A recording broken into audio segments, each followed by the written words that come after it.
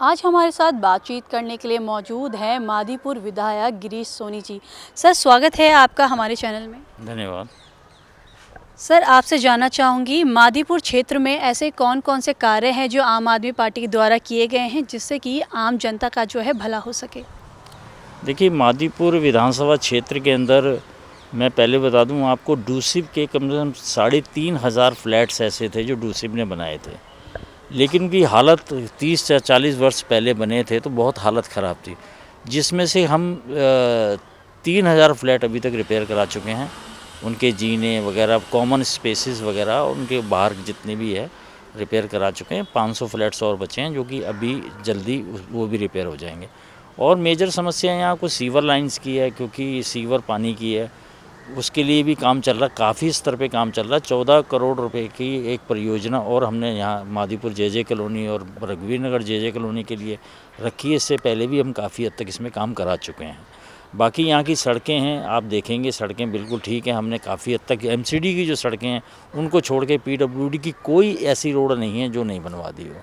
मतलब पीडब्ल्यूडी से लेके सब कुछ जो है काफ़ी हद तक सही कराया। पंजाबी बाग के अंदर हैं, बैक लेन्स हैं, उनको ठीक कराया है। और विधानसभा क्षेत्र के अंदर जितने भी काम होते हैं वो काफ़ी हद तक हमने काम जो है लोगों के यहाँ, बस एक मेजर समस्या अब थोड़ी बहुत वो बची है, मैंने बताया ना आपको, जो उसकी है। और यहाँ चौपालें हैं, जैसे गांव में पुरानी चौपालें होती थी, इस बसई दारापुर के अंदर तंवर चौपाल है, त्यागी चौपाल है, बघेल चौपाल है, जाटव चौपाल है, आपका वाल्मीकि चौपाल है। सभी चौपालों में लगभग सारा जो भी उनका काम था वो करा दिया गया। सड़कों का, नालियों का काफ़ी हद तक काम जो हो सकता था वो कराया गया। और पीछे कोरोना काल में कुछ थोड़ा फंड 2 साल नहीं मिला था, इसलिए थोड़ा बहुत काम जो बैलेंस रह रहा है वो अब करा रहे हैं हम, जैसे भी है उसको करा देंगे। हमारे मुख्यमंत्री साहब का वादा है, जल्दी जल्दी हमें जल बोर्ड के द्वारा फंड मिल जाएगा यहाँ की व्यवस्था को, जो कि दिल्ली सरकार का सपना भी हम 24 घंटे पानी दें, तो उसको पानी के लिए भी उसमें काम चल रहा है। सर, पंजाब इलेक्शन को लेकर आम आदमी पार्टी की तैयारियां कैसी चल रही हैं? देखिए, पंजाब इलेक्शन को लेकर तो हमारा शीर्ष नेतृत्व भी बता पाएगा, क्योंकि जिन जिन लोगों की ड्यूटी लगी है। हाँ, लेकिन हाँ, ये ज़रूर है, जहाँ जहाँ हमारे लिंक्स हैं पंजाब में, वहाँ से लोगों को खबरें आ रही, इस बार आम आदमी पार्टी ही पंजाब में जीतेगी और सरकार बनाएगी। सर, पूरे भारत पे ओमिक्रॉन जो वायरस है वो पूरे भारत पे जो है अपना जो खतरा इसका मंडरा रहा है, तो ऐसे में आम आदमी पार्टी किस तरह से ओमिक्रॉन के बचाव के लिए तैयार है?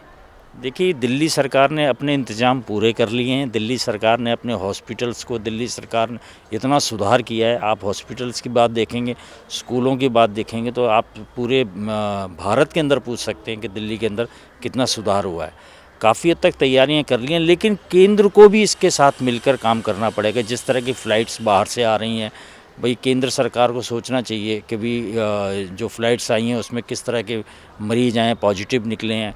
तो जब तक दोनों का कोऑर्डिनेशन नहीं बन पाएगा तब तक हम समझते हैं बहुत जल्दी काबू नहीं हो। दिल्ली सरकार अपनी तरफ से पूरी कार्रवाई करेगी और कर भी रही है। और आपने इससे पहले भी देखा होगा किस तरह से उनके विधायक, किस तरह से उनके मंत्री, किस तरह से मुख्यमंत्री, यहाँ तक है कि हमारे स्वास्थ्य मंत्री को भी कोरोना हो गया, मुझे भी कोरोना हुआ कोरोना काल में, कई ऐसे लोगों को, हमारे विधायकों का कोरोना हुआ, लेकिन हमने उस हार नहीं मानी। हम हमेशा लगे रहे और हमारी पूरी पार्टी लगी रही, पूरे कार्यकर्ता लगे रहे।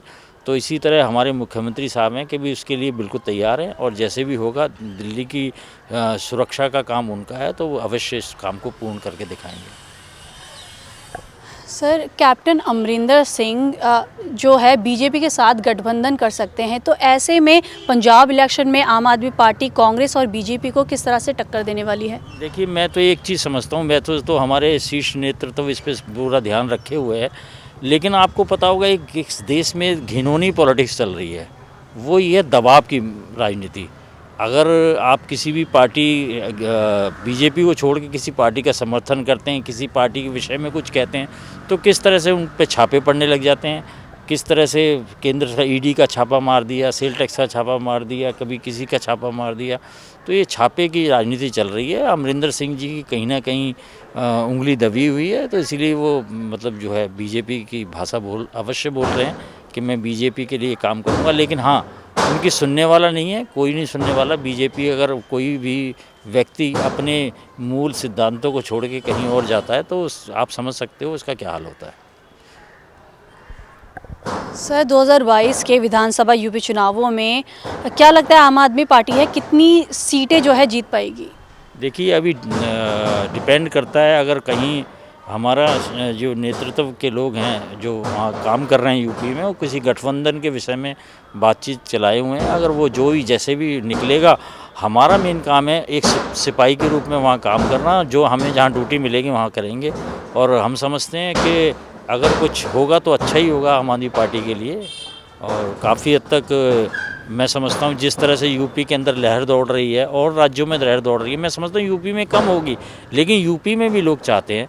मैं यूपी की तो बात ही नहीं कर रहा, मैं महाराष्ट्र के लोग आज तक ये बोलते हैं कि आप यहाँ काम क्यों नहीं करते। मुंबई में एक यहाँ का रहने वाला टैक्सी वाला इंसान, टैक्सी वाला किया, उसने कहा हम दिल्ली में रहते हैं। उन्होंने कहा ही मैं दिल्ली से आया हूँ, कि दिल्ली में अरविंद केजरीवाल बहुत अच्छा काम कर रहे हैं, ये यहाँ महाराष्ट्र में आके क्यों नहीं करते।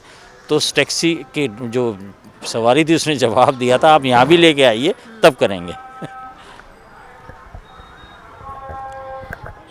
तो ये थे गिरीश सोनी जी, जिन्होंने अहम मुद्दे पर हमसे बात की। अब देखना यह होगा कि 2022 के यूपी और पंजाब के इलेक्शंस में किसकी पार्टी सत्ता पर जीत हासिल करती है। कैमरा पर्सन जतिन गुप्ता के साथ कनक माथुर, NBC न्यूज़ हिंदी, दिल्ली।